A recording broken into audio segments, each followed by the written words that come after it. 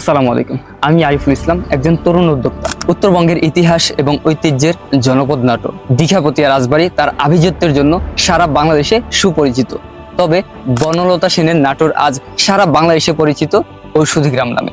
এখানে প্রায় 2000 একর জমি নিয়ে বিস্তৃত খোলাবাড়িয়া ঔষধি গ্রাম আজ ভেষজ রাজধানী নামে সারা বাংলাদেশে সুপরিচিত।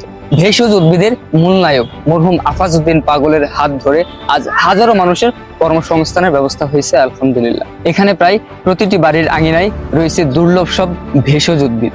অশ্বগন্ধা, শিমুল, শতমূল, বিটরুট, সজনা পাতা সহ বিভিন্ন ধরনের ভেষজ উদ্ভিদ। এই ঐতিহ্য ধারণ করে নিরলস কাজ করে যাচ্ছে হার্বি। আমরা বিশ্বাস করি প্রকৃতিতে লুকিয়ে রয়েছে মানুষের দুর্লভ সব রোগের শিফা। মানুষের জীবনযাত্রাকে প্রকৃতির ছোঁয়ায় ভরিয়ে দিতে আমাদের এই অগ্রযাত্রা। তাই ভেষজ পণ্যের বিশ্বস্ত ঠিকানা একমাত্র হার্বি।